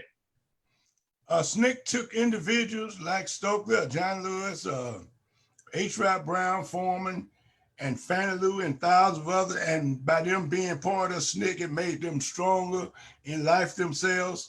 SNCC organized in every city they went to. It started local organization and brought forward local organization and built local movements and gave the people strength and knowledge and information, and made people that would walk around with their head down to white people, taught them to hold their heads up, taught them to look white folks in the face and point their finger in the face, let them know they weren't worth a damn, you weren't scared of them, taught people not to be afraid. SNCC built many organizations and movements. It taught the youth not to be afraid. It built schools under trees and in churches and in the spare play, taught the people about the struggle, about the liberation movement, called them Freedom School. SNCC was able to lead all these people by example of being freedom fighters. We led Martin Luther King and his organization. We were much more advanced. Our soldiers were much more militant. We led all the militant groups of the 60s. We led them to Black nationalism. We encouraged the people in the 60s when they were burning the cities down. We led the way against the war in Vietnam. We taught Martin King that he had to support that war and go against the war in Vietnam. We taught Dr. King that it had to be international. We taught Dr. King to be strong like we were, and we led the NAACP, even though they were scared of us and run and try to hold back or even side with the white folks against SNCC. SNCC spoke out for the Palestinian people. Like many of y'all scared to use the word Palestine now because the white folks don't allow you to. Palestine, they erasing it off the face of the earth, just like they're erasing the so-called nations that this country had, the so-called Indians had on this country. They don't allow you to even talk about them no more. So soon they don't allow you to talk about your own self, your own. Matter of fact, they don't allow you to talk about Africa. I don't hear y'all talking about Africa. I don't hear y'all talking about Zulu and Mandingo and all those things. I don't hear y'all praising Africa. So many of you scared to talk about Africa. They made your women so ashamed, they ashamed to show their hair. They'll put a wig on before they show their beautiful African hair. Did you have somebody on the phone with your phone ringing? You know, that was someone just trying to reach me. Oh, okay. And so you're African in that, so Legs Just SNCC, it was a strong organization that created many organizations and many movements. And they're ones that the Black Lives Matter is imitating, and they're going to come together and form a worldwide organization or join in with worldwide organization. And SNCC led us to Pan-Africanism and the liberation and unification of Africa. And we recognized it led us to Cuba, went to Cuba and worked with Fidel Castro and was influenced by the Cuban Revolution. And now each and every one of y'all got to support Cuba. Y'all got to tell the United States, get their damn hands off Cuba. Y'all got to support Cuba. Y'all got to stop the United States, Biden and Bush and them from, this man, whoever that boss is up there, from killing the people in Venezuela. Y'all got to stop them from the embargo that's starving thousands of black babies to death in Zimbabwe. Y'all got to stop them dropping bombs all day, every day on Yemen. Stop them from killing the people in Iraq and Syria right now. These people are international. They kill us international. And that's what they're doing. So the Legs of SNCC is organized and bringing organization to so many people, peasants and workers. And it was SNCC that sent them students to them white schools. And when they got there, we told them to organize black student unions. And they did it. That would be their link to the movement. And we also told them to organize Black Studies program where they could study the movement and get some Black history and not just sit there and learn about all them white people, Lincoln, Washington, Jefferson. We want African studies. And we forced them to get African studies and influence them to go on them campuses, kidnap the administration if you have to. Some people even burnt down administration building, took machine guns, standing on account. We want Black studies and all that. And then they got Black Studies departments and people were able to learn more about Africa. And then they brought in people that was weak. And the people they brought in, many of them weren't identified with SNCC, weren't identified with Stokely, none of them. Matter of fact, they did everything they could to keep us off the campus because they didn't want us to just stir the white folks up there when we got them the job. So many black folk, when we open the door, they go in the door and try to hold us out. And that's why you don't never see me, some of us on these college campuses right here in Atlanta. I would love to go on Georgia State's campus, but them Black Studies folk down there wouldn't have let me come up in there in years. But before they got Black Studies program, I could go in there all the time. So a lot of time these black folk, when they get these jobs with these white folks or get these positions, they lock the movement out. So don't be afraid of the movement. We used to sing a song, Black Magician. Don't be afraid of the Black Magician. Don't be afraid of the Black Magician because freedom is coming. That's important, Brother Mukasa, because, you know, there's many people who don't know really the background of the Black Studies departments and the Black Studies movement, which grew out of the Black Power movement. And so now, you know, so within a very short period of time, you had hundreds of Black Studies programs all over the country, high school, college. And now, you know, that great movement, it inspired many on college campuses to have Black Studies taught by Black professors, and this spread all over the country. And now it's in decline because, you know, folks are not focused on that anymore. So after years of tremendous growth of the Black Studies movement in the late 60s and the 70s, it's definitely been in decline. And there's very few academic programs anywhere in the country that have any focus on African civilizations. They don't have any, they focus on slavery, and that's it. So slavery and afterwards. And as you know, as your colleague, Brother Kwame Ture said, if you start your history in slavery, the best you can be is a good slave. And that's really where we are now in academia. People have, they've watered down the great movement in the 60s and 70s for Black studies and looking at Africa, the African liberation movements and you know, taught by progressive activists themselves. Now you got academics that are far away from the people in the community. So, you know, that's something that people need to know, that what we see on the college campuses today has nothing to do with the revolutionary spirit in which these programs were developed in the 60s and 70s. And based on what you said, I'd like to ask you a question. What would happen if you got a tree and you cut the tree down away from its roots? That's going to die eventually. It die when you cut it off from its source. So what they did when they got on these campuses, they cut themselves off from the movement and from the very struggle that put them there. They cut them off, and now when they got up there, they started dying out, and there wasn't no threat, and the white folk now taking the money back from them. And that many of them were dirty. I remember so many of them come to me and ask me to help them write their books and stuff, and then they go and tell people that, don't let Mukasa on your campus, he gets you in trouble with the white people, and wouldn't let me on them. I know a man down here, Jones, he's the head of the Black Studies Department. And I went to him and said, man, since you're the head of the Black Studies Department, why don't you call all your Black Studies folk to let me come on the campus? No, Mukasa, one of my colleagues say, you get folks in trouble with their white folks, and wouldn't do it. And after he had come to me and asked me to help him write his book, I helped him write his book on the movement, on Black Power, and Black Panther, whatever he wrote on. I helped him in, he locked the door. And so many come and say, I helped that boy in Lounge write that book, Blood It Out. I helped him write it. And he don't come to me, he didn't open the doors up. Don't open no doors for you.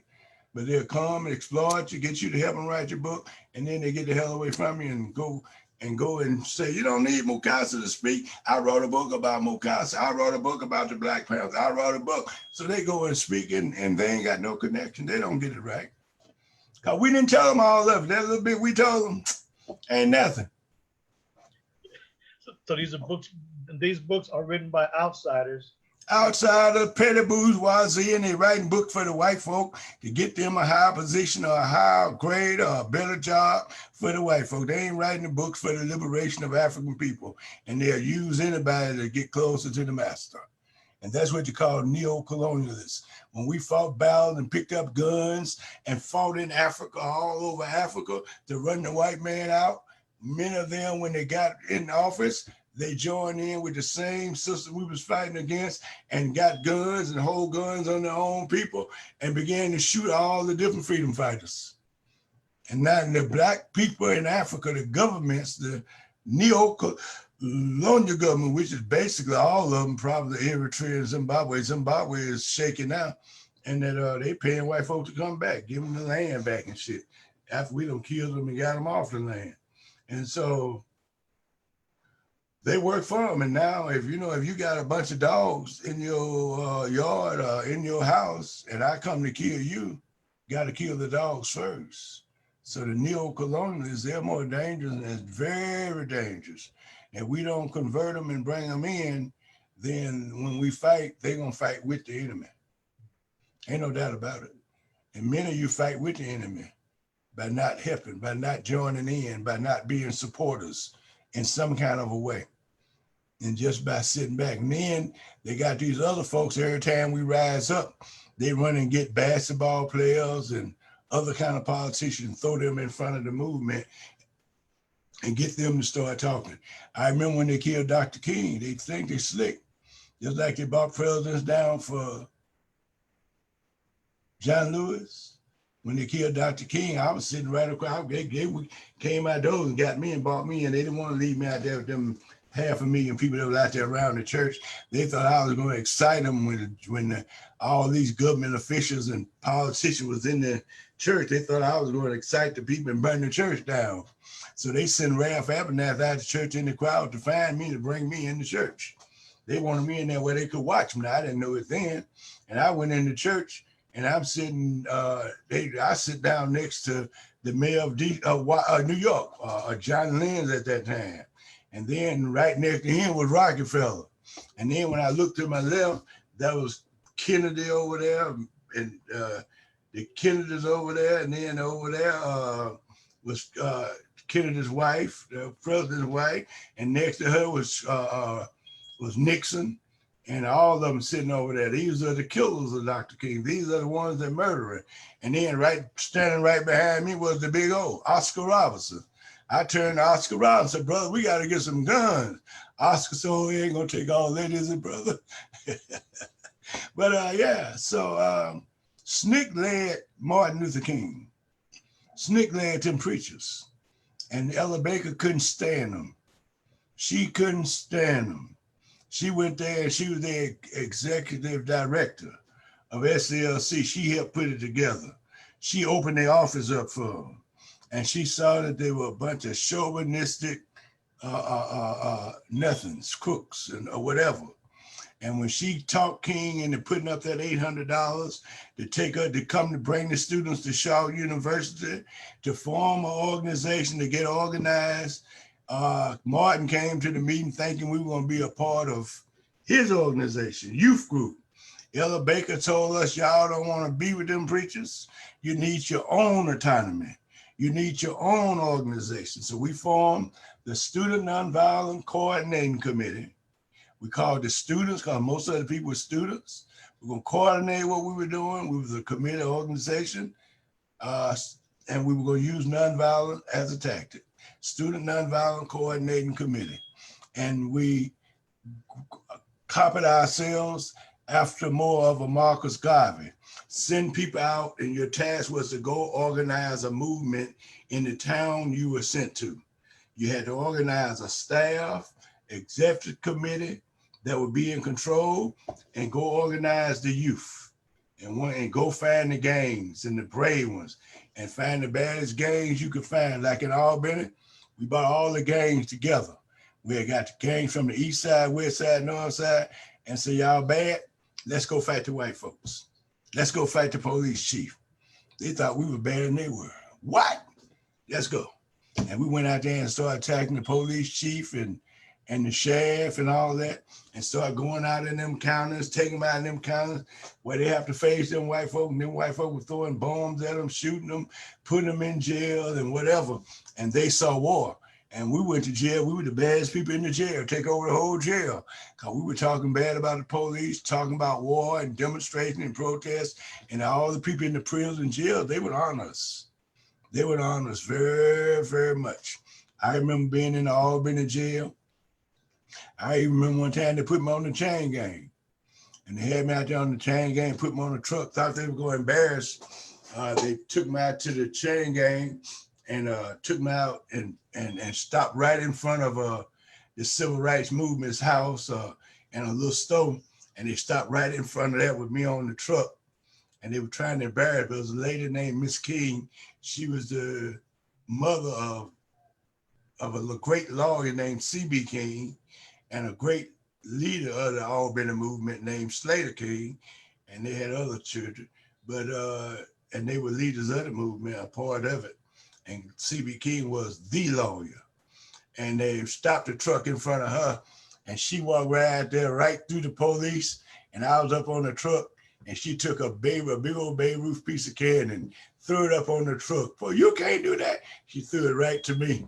And anyway, she's, let me know she was with me and whatever. And so I went back into jail and told the warden and all of them to go to hell. I wasn't going back out there. So they put me on bread and water. All you got was a slash of bread and a small little cup of water a day. And then they put me in solitary confinement And when they put me in the solitary confinement, they put me in jail with a brother that was violent, extremely violent. And they were scared of him. He was acting so crazy. They were just fighting him and whatever. When I got in there, he treated me like a king and honored me in there, and I was his friend and whatever. And the prison, when they would put me on bread and water, and they would feed the prison during the day, the prison would take a piece of meat and a piece of bread or whatever they had to eat, and they would wrap it up in a piece of a napkin or a towel with napkin, what they had, wrap it up, put it in their pocket, and then they'll bring it in there and slip it to me. And so I was eating good and what have you. But yeah, so in the jails and prisons, that's where I met my best friends and brothers and nice, kind, humble people. And they're the ones that we need to get out and give the best to and put them in the universities and places of knowledge and love and peace, because they don't deserve to be in jail. The police and the wardens and the judges and the governments need to be in jail, not our young Black men, women, and children. We don't deserve to be in jail. We don't deserve to be in prison. We don't deserve to be hungry. We deserve food, clothing, and shelter. And that's what we must fight for. And one day we must burn down all the prisons, all the jails. And that was a great brother named Rochelle McGee. You ever heard of him? No, I'm not familiar You with ever heard of the Soledad brothers? Yes. With George Jackson and Rochelle McGee. You know, they killed George Jackson. Tommy, they thought he had an afro in it. I thought he had a 9mm pistol in his afro. So the guard shot him in the head or shot him in the back and that kind of thing. But they were some warriors, and there are so many, many more. Rochelle McGee is still in prison. He's the longest political prison that they ever had. And they put these boys in jail and gave them life for something like, you know, George Jackson had life for a pizza. So he stole a pizza. And they got men in jail for less than that. And all of them need to be burnt down. And Jails ain't nothing but slave ships. And you also have your colleague, Jamil Alameen, brother H. Rap Brown's been in, he's a political prisoner and on some trumped up charges. I mean, he was the, SNCC chairman right after brother Kwame Ture. And there's some phony charges against my brother Jamil Alameen. So that's one of your colleagues. He's a political prisoner. Sundiata Okola and other freedom fighters have been in jail for a while now. Yeah, he's in prison. I was Rap's. SNCC talked about me being the chairman for a minute, but they chose Rap. I don't think they were serious when they were talking about me, really. But they chose Rap, and when they put Rap on the road, they told me that I was supposed to travel with Rap wherever he go, and I was going to train him on the road. I was Rap's trainer. And I traveled everywhere with Rap, and we went to a lot of towns, and everywhere we go looked like the cities would catch on fire and whatever. They were already on fire when we got there, or they were about to catch on fire, and we got there, they just started burning. But I was with him in those places, and it was good. And the first time I didn't go with Rap, he got shot in the head in Cambridge, Maryland. And that Rap had a problem. And his problem was he was about 7 feet tall, looked like 7 feet tall. And whenever he's among the people, he stood out like that tall tree. And white folks could spot him out. The police could spot him out. But anyway, they shot him in the head and in Cambridge, Maryland, and started his jail, prison, and he never found peace after that. Once he became chairman, he never had peace again because SNCC was hot. All the cities were burning down, anti-war movement, all kinds of stuff. So when Rap Brown became the chairman, he stepped into a very hot spot. And when he stepped into that hot spot, he was put in jail. Matter of fact, when I went to prison in New Orleans, they put him in New Orleans in the federal jail. I went down there to try to organize to let people know who he was and that Rap was there. And when they had the trial, they attacked me and I think me and 3 other brothers was riding in the car with Rap, and Rap's car was in front of ours, and they swooped on our car and they put us in jail for possession of a stolen pillowcase. And when they put us in jail for a stolen pillowcase, they took us up in the prison, and then at night they came and questioned us, and they said that they were upgrading the charges. They were going to charge us with possession of a grain of marijuana. So they changed the bond from $50,000, from $5,000 to $50,000, and then they took us straight to prison. And when they took us straight to prison, the brothers were waiting on us, and they honored us and gave us great respect. And they were supposed to be in a prison that was fighting, beating, raping each other. And when I went into prison, they stopped it. And I would lecture them every day for 8-9 hours, and they all would stand in attention. But I had great respect and honor when I was in Parish Prison, and I enjoyed it, and I appreciate them brothers, and I wish I could know them or see them or whatever again. And when I was in the Albany jail, I think that was a great experience too. Or the Doherty County Jail, that was a great experience. Even when I sit on death row in Moultrie, Georgia, and there was one man up there, and I sit with that brother, and that was a great experience. So, and when they shot me and left me for dead, and when I woke up that next morning, and that beautiful nurse was standing over me, I thought I was in heaven. But the struggle is a great experience. They can't hurt you. Sure. They can't hurt. Don't care what they do. They can't hurt you, and that they'll do everything they can trying to hurt you. And in Natchez, Mississippi, I organized down there, and it was with Medgar Evans' brother, Hosea Williams, and we had a big movement down there, and we would have these night marches. And that would be just so dangerous and whatever. But that would close the town down. They had the whole town on curfew. And we had places to stay. And the one lady that allowed me to stay with her was named Nellie Jackson. And Nellie Jackson was a woman that they said she had white women in her house, or even women. And the sheriff, the governor, and all of them would come to her house and have sex with these women. She had a little house for all of them. They all come in, and she pimped these women to them and whatever. But she was strong and speaking up for Black people. And she's my godmother. And anyway, Nellie Jackson. And one day, a white man came to her house, and she supported the movement. And a white man came to her house and threw gas on her and set her afire and burned her up. And there's a little documentary on whatever that stuff you get off the internet, you can find it, called Nellie Jackson. Google Nellie Jackson, and you'll see. But we caught a lot of hell. We caught a lot of hell. Many people died, buried many of them. I used to preach all of them funeral. Every time they killed one, I'd show up. When they bombed Ralph Featherstone, you ever heard of him? Yes. Ralph Featherstone and Shea Payne. I showed up at Shea Payne's funeral down in a little country town up in right outside Ohio, Virginia or somewhere, wherever outside, right outside Ohio. And I showed up in that little town, and at the graveside, I took it over and preached his funeral right at the graveside. His little brothers, and all of them just cheered up. I let them know that they weren't supposed to be sad. We were freedom fighters, and we're gonna fight on. And they were very happy about that. I did that a lot of times. So yeah, I've been a freedom fighter and a soldier. Absolutely, for 60 years. 60 years. 60 years. Yes, sir.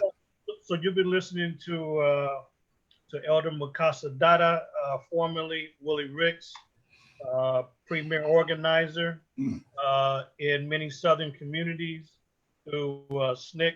And then he became and his colleagues Pan-Africanists, and they embraced the international struggle. He announced earlier that you can support his work. He's not asked for anything. A revolutionary's on the front line during the battle, but back of the line when it comes to rewards and accolades and other things. So, but you can support his work, his life's work for that matter, through Cash App. And Cash App You can put in his name, put in Mukasa Ricks, Mukasa Ricks. And RICKS. RICKS. You can put in the phone number 678-777-4361, and he's put the challenge out there for people to organize 5 by 5. Everybody organize 5 people. Get involved. Get organized. 5 people. Start sitting down talking serious about the struggle. Yes, sir. So any last words other than that call, Elder, as we close out? So you've been generous with your time, and it's always great being able to get your thoughts out there to the people in the community, because I met you, through your organizing work and through the AAPRP and your ongoing work over the years and decades. Now you're into the next century, continuously organizing. So the call has been put out for people to do so. There's no use in having information that is not being actualized. So that's the purpose of bringing to you live one of the premier organizers to really hear in part 1 last week and then part 2 today what his contributions have been. We've heard quite a lot about John Lewis and his funeral. And one thing that has been stated that's outrageous, and people have asked me about it, is the statements not only by Bill Clinton that said that Stokely Carmichael and others went too far, meaning went too far in terms of embracing Black power. You have people that were in the movement that also criticized Brother Elder Mukasa and others. Said that matter of fact, Brother Mukasa, I don't know if you heard Jim Clyburn. He said that you all, quote unquote, destroyed our movement, is what he said when you all took it to a whole nother level in 1966. And so that's what all the Uncle Tom said. That's what all the traders said. That's what all the white folks slaves said. When the white man said, "We don't like that Black power," Jim Clyde and them Uncle Tom said, "Me too, boss. Me too, boss." They ain't nothing but some old Me Too slaves. Yes, and these were former SNCC members that have turned against, these revolutionaries like Brother Mukasa and others. So that's the call, folks. You can go to Cash App. You can support the elder and his work, and the call is there to organize 5 by 5 by 5. And so that's really what the challenge is. In other words, what you're going to do. Because it's all about joining an organization and doing something about it. So, Brother Elder, we thank you for your time. And, some of those young people that I brought to you a month and a half or so ago, we'll bring them back and we can check their progress and make sure that they're doing something useful. Good. So let's come back again. Let's do it again. Let's see. Bring all them people, some of them people back that organize them 5, 5, and 5, and let's put it together. And we can see each other and talk to each other again. And I would love it. And we're very serious about getting organized. We're in critical condition, like Dr. King said. We got some difficult days ahead. And now some of you and many of you can see it. So please make a sacrifice for the revolution. Work for the revolution. Help fight for your people. Grow you some garden, get you some water, stand by and whatever. But we don't know where this country's headed and what's going to happen. But we know that we got to do it ourselves. And if we're waiting on the slave master to come do it or waiting on somebody else to come do it, it won't get done. We have to do it. We got to save ourselves. Who saved the Chinese? The Chinese. Who saved the Vietnamese? The Vietnamese. Who's saving Iraq and Syria and Palestine and fighting for it? Iraq, Syria, and Palestine. Who's saving Yemen? The Yemens, they fighting. Who's saving Zimbabwe and Cuba and Venezuela? Nicaragua. Nicaragua, Venezuela, and Cuba. Zimbabwe, they're doing it. So the question is, what are you doing? Are you willing to help? Are you willing to support? Are you willing to come and be a part? Whatever you got, whatever skills you have, bring it to the movement. If you can't do it, if some people, I remember we were demonstrating and marching out there tired, and one little lady just went out there and gave us a glass of water. Oh, that was so good. That was better than anything they could give us. She gave a lot. That meant a lot. So if you can just give a glass of water, help. There are people out here giving their whole life to make the world better for you and your children. their whole life, dying for you. And I could name a bunch of them. They died for you because they wanted the world to be better for you and your children. And they're still out here. They're all over the world. They in Guinea-Bissau. They in, how you say, Ethiopia, Eritrea, Yemen, Iraq, Syria, Palestine. Freedom fighters are up in arms, and they will lay their lives down before they lay their arms down. Yes, sir. Pick your arms up, my people. Thank you, Africans. Black power. Long live Africa. Long live Pan-Africanism. Worldwide Black unity. Don't just talk about Black people in America, in the United States. No, we're talking about Africans all over the world. And we're talking about socialism, scientific socialism. Look at Cuba, look at China, and look at the nation that's practicing socialism. They're the only one make sense. They're the only one doing good. And anytime the United States do good, because they're doing some socialist stuff, like they're giving out food all around the country, that's socialism. Education, free education, socialism. Medicine developed for all the people, that's socialism. Housing developed for all the people, that's socialism. Socialism give and serve the people. Capitalism rips the people off. Death to capitalism, death to imperialism, death to Zionism.